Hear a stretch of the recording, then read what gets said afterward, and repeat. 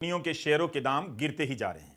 यह दुख किसका है? क्या इसमें आप भी शामिल हैं? जीवन बीमा और भविष्य निधि का पैसा अगर अदानी समूह के शेयरों में लगा है तो कंपनी के शेयरों के भाव गिरने की खबरों का असर क्या आप तक भी पहुंचेगा?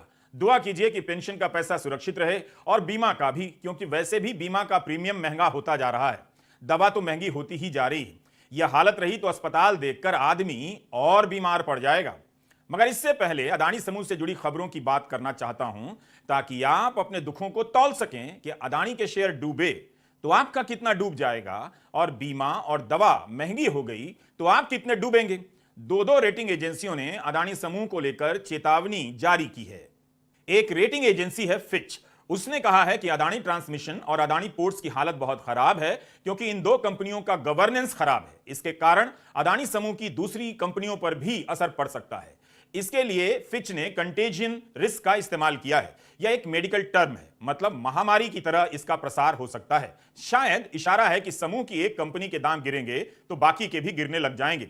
आज एक और रेटिंग एजेंसी क्रिसिल ने भी अदानी एयरपोर्ट होल्डिंग की रेटिंग स्थायी से बदलकर नेगेटिव कर दी है। क्रिसिल ने बताया है कि प्रति हवाई यात्री गैर विमान राजस्व काफी कम है। नेगेटिव रेटिंग 2023-24 के लिए की गई है। ममता बनर्जी वॉशिंग मशीन लेकर मंच पर पहुंच गईं। एक तरफ काला कपड़ा डाला जा रहा है और दूसरी तरफ सफेद कपड़ा निकाला जा रहा है। बता रही हैं कि जो भ्रष्ट बीजेपी में होता है या दूसरे दलों से जाता है वो बीजेपी की वॉशिंग मशीन से सफेद होकर निकलता है। ममता बनर्जी और अरविंद केजरीवाल ने अदानी और मोदी के रिश्तों को लेकर जबरदस्त हमला बोला है। आखिर प्रधानमंत्री मोदी इन हमलों का बिंदुवार जवाब क्यों नहीं देते हैं, जबकि अदानी समूह को लेकर खोजी खबरों का सिलसिला बंद नहीं हो रहा है। कभी केन की रिपोर्ट से हंगामा मचता है तो कभी द मॉर्निंग कॉन्टेक्स्ट की और कभी इंडियन एक्सप्रेस की रिपोर्ट से, मगर सरकार चुप रहती है। अरविंद केजरीवाल ने दिल्ली विधानसभा में आक्रामक तरीके से मोदी अदानी के रिश्तों की बात कह दी। इसी तरह की बात जब राहुल ने लोकसभा में कही तो उनका आरोप है कि कई महत्वपूर्ण हिस्से भाषण से निकाल दिए गए, लेकिन केजरीवाल का यह भाषण विधानसभा की कार्यवाही का हिस्सा बना हुआ है। मैंने कहा फिर मामला क्या है? तो कहता है जी अडानी तो केवल फ्रंट है, अडानी में सारा पैसा मोदी का लगा हुआ है। मैंने कहा ये कैसे हो सकता है? ये नहीं हो सकता। कहते हैं अडानी के अंदर सारा पैसा मोदी जी का लगा हुआ है, अडानी केवल फ्रंट है, अडानी तो केवल मोदी जी का पैसा मैनेज करता है, मैनेजर है। उसको 10%, 15%, 20% इतनी कमीशन मिलती है, बाकी सारा का सारा पैसा मोदी जी का लगा हुआ है। अदानी समूह को लेकर जो आरोप लग रहे हैं उस पर दाएं बाएं से सफाई आने लगी है। प्रधानमंत्री मोदी कह रहे हैं कि विपक्ष जांच एजेंसियों पर आरोप लगा रहा है क्योंकि उनका भ्रष्टाचार पकड़ा जा रहा है। यह बात मोटी मोटी हेडलाइन के रूप में छापी जा रही है, लेकिन प्रधानमंत्री से कौन पूछे या उन्होंने क्यों नहीं कहा कि जब बीजेपी पर आरोप लगता है, विपक्ष के भ्रष्ट नेता उनकी पार्टी में आ जाते हैं तो जांच क्यों नहीं होती है? कम से कम अदानी समूह पर लगे आरोपों के केस में विपक्ष ने उसी ईडी पर विश्वास जताया है। कई सांसद ईडी के दफ्तर गए हैं और आवेदन दिया है कि अदानी समूह पर लगे आरोपों की जांच की जाए। आज भारत का सामर्थ्य अगर फिर बुलंदी की तरफ जा रहा है तो इसके पीछे हमारी एक मजबूत नींव है। ये नींव हमारी संवैधानिक संस्थाओं की है, हमारे कॉन्स्टिट्यूशनल इंस्टीट्यूशंस की है। इसलिए आज भारत को रोकने के लिए हमारी इस नींव पर चोट की जा रही है, संवैधानिक संस्थाओं पर प्रहार किया जा रहा है, उन्हें बदनाम करने का अभियान छेड़ा जा रहा है, उनकी क्रेडिबिलिटी, उनकी विश्वसनीयता खत्म करने की साजिश की जा रही है। जो लोग भ्रष्टाचार में लिप्त हैं उन पर जब एजेंसियां कार्रवाई करती हैं तो एजेंसियों पर हमला किया जाता है। जब कोर्ट कोई फैसला सुनाता है तो कोर्ट पर सवाल उठाए जाते हैं, न्यायिक प्रणाली पर हमले होते हैं। आप सब देख रहे हैं कुछ दलों ने मिलकर भ्रष्टाचारी बचाओ अभियान छेड़ा हुआ है।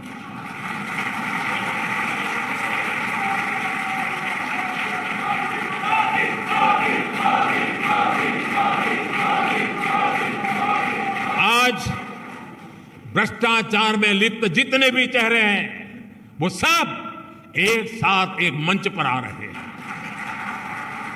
पूरा देश ये देख रहा है, देश समझ रहा है।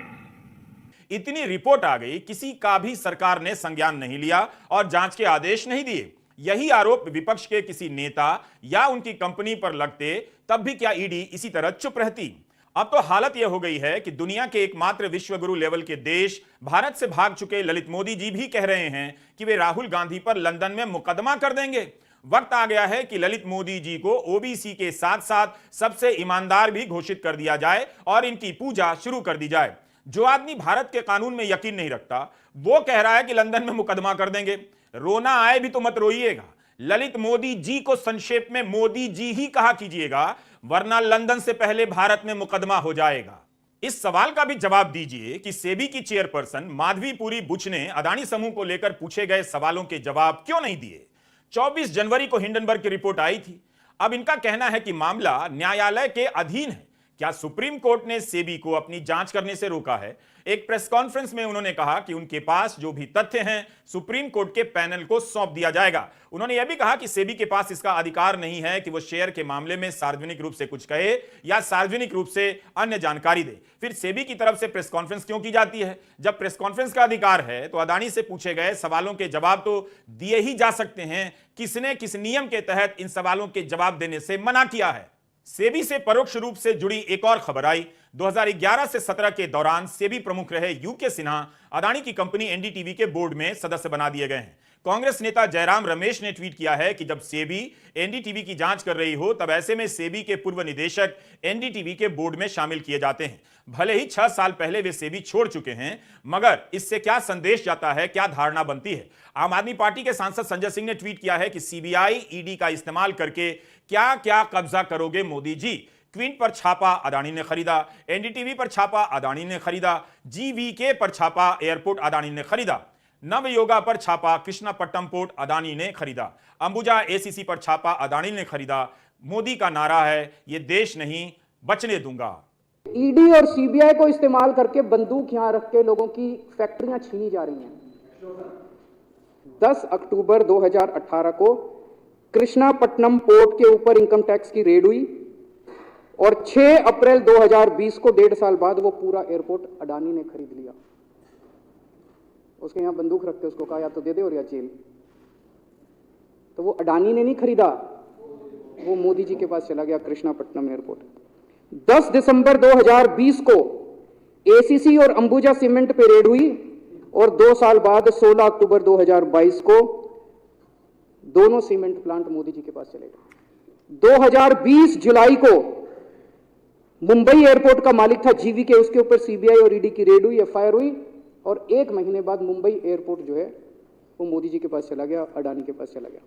तो ईडी और सीबीआई पे रेड कराते हैं, उसको धमकाते हैं फैक्ट्री वाले को, कंपनी वाले को कि या तो जेल जा और या तेरी फैक्ट्री हमको दे दे। तो इस तरह से विपक्ष के नेता आरोप लगा रहे हैं। सुप्रीम कोर्ट ने 6 सदस्यों का एक पैनल बनाया है। रिटायर्ड जज एएम सप्रे की अध्यक्षता में इस पैनल के सदस्य हैं केवी कामत, नंदन नीलेकणी, सोमशेखरन सुंदरन, ओपी भट्ट और JP Devdutt.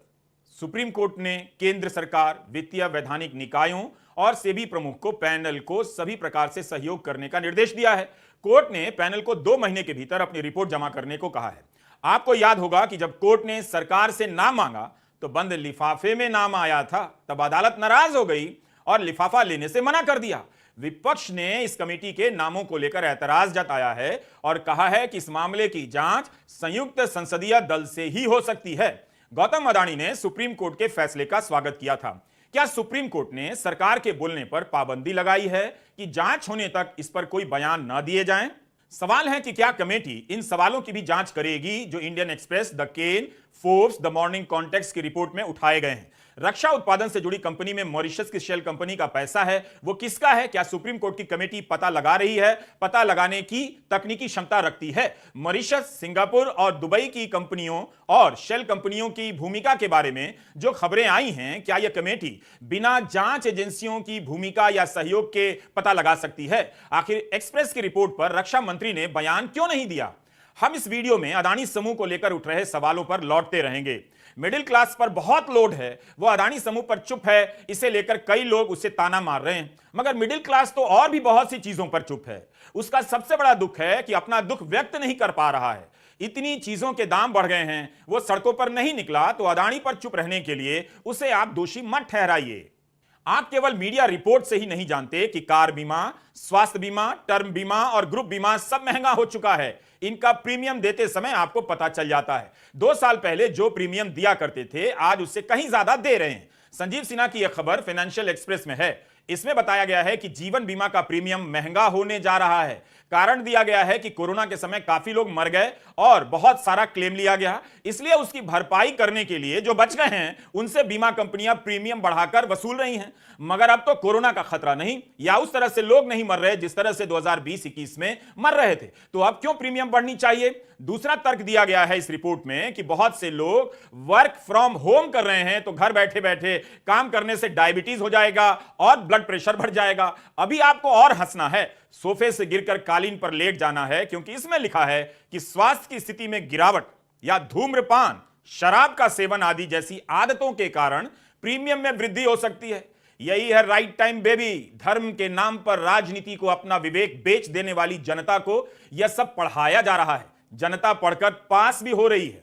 Work from home के कारण डायबिटीज की बीमारी हो रही है, वजन बढ़ रहा है, तो बीमा का प्रीमियम बढ़ाया जाएगा। जैसे दफ्तर जाने से, ट्रैफिक में फंसने से और काम के दबाव के कारण हाइपरटेंशन नहीं बढ़ रहा था, बीपी नहीं बढ़ रही थी और वजन नहीं बढ़ रहा था, क्या इस तर्क से बीमा का प्रीमियम बढ़ेगा? तब तो बीमा कंपनी के चेयरमैन को हर दिन स्टूल लगाकर चौराहे पर बैठ जाना चाहिए और जब भी ट्रैफिक जाम लंबा दिखे बीमा का प्रीमियम बढ़ा देना चाहिए। मेरी बात मान लीजिए, बाजार ने भी आपको जान लिया है कि आप धर्म के नशे में हैं। इन सब प्रश्नों को राजनीति की नजर से नहीं देखते, बल्कि धर्म के कारण बर्दाश्त किए जा रहे हैं। मुझे पूरा भरोसा है कि आप इस खबर को भी आत्मसात कर ही लेंगे कि 1 अप्रैल से कई 100 दवाएं महंगी होने जा रही हैं। मीडिया रिपोर्ट में बताया गया है कि 11% तक दवाओं के दाम बढ़ जाएंगे। सरकार कहती है कि प्रधानमंत्री जन औषधि केंद्र में दवाएं सस्ती की गई हैं, मगर प्राइवेट अस्पतालों में जो दवा दी जाती है, क्या वो जन औषधि केंद्र से खरीद कर दी जाती है? बाजार की दवा महंगी होगी तो अस्पताल के बिल भी महंगे होंगे। इकोनॉमिक टाइम्स की टीना ठाकर ने अपनी रिपोर्ट में बताया है कि पेन किलर, एंटीबायोटिक और एंटी इन्फेक्टिव जैसी कई जरूरी दवाइयां अगले महीने से 12% तक महंगी होने वाली हैं। ये दवाएं इससे पहले एक झटके में कभी इतनी महंगी नहीं हुई। इकोनॉमिक टाइम्स के अनुसार राष्ट्रीय औषध मूल्य निर्धारण प्राधिकरण के इस फैसले के बाद national list of essential medicine में शामिल 800 से अधिक दवाइयां महंगी हो जाएंगी। पिछले साल भी एनपीपीए ने होलसेल प्राइस इंडेक्स में बढ़ोतरी के बाद दवाइयों के रेट में 10.7% की वृद्धि को मंजूरी दी थी। All India drugs action network की सह संयोजक मालिनी एसोला का बयान छपा है कि 2013 में डीपीसीओ यानी ड्रग्स प्राइस कंट्रोल ऑर्डर के अस्तित्व में आने के बाद से यह आज तक की सबसे बड़ी वृद्धि है। दूसरी तरफ दवा उद्योग का कहना है कि इनपुट लागत बढ़ती जा रही है। 2 साल में दवा बनाने के लिए जरूरी कई तत्वों के दाम बेतहाशा बढ़े हैं। इंडिया में एसेंशियल दवाइयों मतलब जो सबसे कॉमनली यूज्ड और बेसिक दवाइयां होती हैं, जो जैसे diabetes, cancer, infection, heart disease के लिए यूज किए जाते हैं, उन पर प्राइस कैप्स लगे हुए हैं। इसका मतलब है कि उनका जो कीमत है गवर्नमेंट की तरफ से रेगुलेट किया जाता है ताकि ये दवाइयां हमेशा से सस्ती रहें। पिछले साल उनकी प्राइस को 10% हाइक मिला था और अब इस साल उस पर एक एडिशनल 12% हाइक हो रहा है। इसका मतलब है कि इस हिसाब से 2 साल को लेकर 23% का इंक्रीज हुआ है। ये पहली बार है जो इतना बड़ा प्राइस हाइक आया है जब से ये ड्रग प्राइस कंट्रोल ऑर्डर 2013 में लागू हुआ था। और मेरा मानना है कि सरकार को इस इशू पर डेफिनेटली इंटरवीन करना चाहिए, क्योंकि इससे प्राइस कंट्रोल्स कमजोर होते जा रहे हैं। वैसे ये मैं कहना चाहूंगी कि होलसेल प्राइस इंडेक्स जिसके बेसिस पर ये ऑर्डर लिया जाता है वो फार्मा इंडस्ट्री के लिए सही तरीका नहीं है, क्योंकि WPI के अंदर काफी सारे सेक्टर्स कवर होते हैं जो सारे के सारे फार्मा इंडस्ट्री के एक्चुअल कॉस्ट इंक्रीज से रिलेटेड नहीं है। WPI काफी ब्रॉड इंडिकेटर है और इसमें फार्मा सिर्फ एक सेक्टर है। मिडिल क्लास ने साबित कर दिया है कि वह महंगाई के हर हमले का सामना अपनी जेब से करके दिखा देगा। 4 साल पहले जो मिडिल क्लास 495 रुपए में एक सिलेंडर खरीद रहा था, वो अब 1250 रुपए में खरीद रहा है। जो मिडिल क्लास 152% की बढ़ोतरी बर्दाश्त कर सकता है एक सिलेंडर में, वह यह भी झेल लेगा कि जरूरी दवाएं 11 से 12% महंगी हो जाएंगी। आप यह तो जानते ही होंगे कि भारत में इलाज इतना महंगा है कि लोग बिक जाते हैं। हर साल इसके कारण करीब 6 करोड़ लोग गरीबी में धकेल दिए जाते हैं। महंगाई अब राजनीतिक मुद्दा नहीं है। धर्म का राजनीति में यह सबसे बड़ा योगदान है, लेकिन दिमाग से नहीं। व्हाट्सएप यूनिवर्सिटी में मीम देखकर लोगों ने सोचना शुरू कर दिया है। यह वीडियो पटना के पेट्रोल पंप का है, जहां 1 लीटर पेट्रोल 108 रुपए का है। जयपुर में पेट्रोल का रेट 108 रुपए प्रति लीटर से अधिक है। गंगानगर में तो 113 रुपए 48 पैसे प्रति लीटर है। चेन्नई में पेट्रोल का रेट 102 रुपए प्रति लीटर हो चुका है। मुंबई में 106 रुपए प्रति लीटर है और दिल्ली में 96 रुपए 72 पैसे प्रति लीटर है। अमरावती में 107 रुपए प्रति लीटर पेट्रोल मिल रहा है। पिछले दिनों कांग्रेस ने पूछा कि कच्चे तेल के दाम में 16 रुपए 75 पैसे की गिरावट आई, फिर भी पेट्रोल सस्ता क्यों नहीं किया गया? किसके फायदे के लिए पेट्रोल के दाम कम नहीं किए जा रहे हैं? क्या आपने सोचा है कि इस कारण आपकी बचत का कितना हिस्सा भाप बनकर हर दिन उड़ता चला जा रहा है? 17 फरवरी के डाउन टू अर्थ में इसे इस तरह से समझाया गया है। जनवरी 2021 से लेकर अगस्त 2022 के बीच पेट्रोल और बिजली की कीमतें 57% तक बढ़ी हैं। यह जानकारी रिजर्व बैंक के आंकड़ों से ली गई है। हमारे 4 सवाल है। पहला, देश के उपभोक्ताओं को कच्चे तेल की फॉल में, कच्चे तेल की में जो कीमतों में कमी आई, उसका फायदा क्यों नहीं मिलता है? मोदी जी, आप देश को बताइए। ये कौन सा मॉडल है आपका कि मीठा मीठा गप गप कड़वा कड़वा थू थू? ये कौन सा मॉडल है कि heads I win tells you lose? मतलब जीत सरकार की होगी, ऊपर जाए तो आप भुगतो, नीचे आए तो मैं रखूंगा। पिछले 305 दिनों में कच्चे तेल की कीमतों में 16 रुपए 75 पैसे प्रति लीटर की कमी हुई है। तो ये 16 रुपए 75 पैसे प्रति लीटर की कमी देशवासियों को पेट्रोल और डीजल की कीमतों में मिलनी थी, उसको मोदी जी आपने क्यों रोक रखी है? तीसरा सवाल कि ये डायनेमिक प्राइसिंग एक ही डायरेक्शन में मूव क्यों करती है?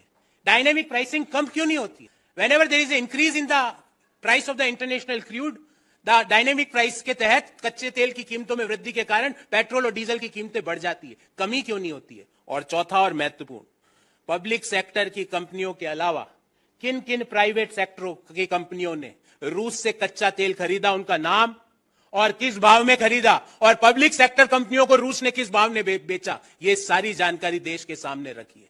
जो जनता इतना कुछ झेल सकती है, वह यह भी झेल लेगी कि सरकार सेवानिवृत्त सैनिकों को 1 रैंक 1 पेंशन की बकाया राशि एक बार में नहीं दे पा रही थी। 2019 में ही यह पैसा मिल जाना चाहिए था। कोर्ट का आदेश आया है, तब जाकर किश्तों में देने के लिए राजी हुई है। सरकार ने बकायदा लोकसभा में बोल दिया है कि कोविड के 18 महीनों का महंगाई भत्ता भी केंद्र सरकार के कर्मचारियों को नहीं दिया जाएगा। लोगों ने इसे भी सहकर दिखा दिया।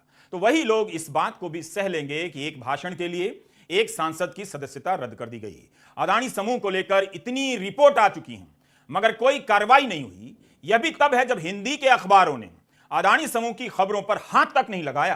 कि आपने इन अखबारों में इनकी एक खबर देखी है जो अदानी समूह को लेकर हो और इनकी अपनी हो?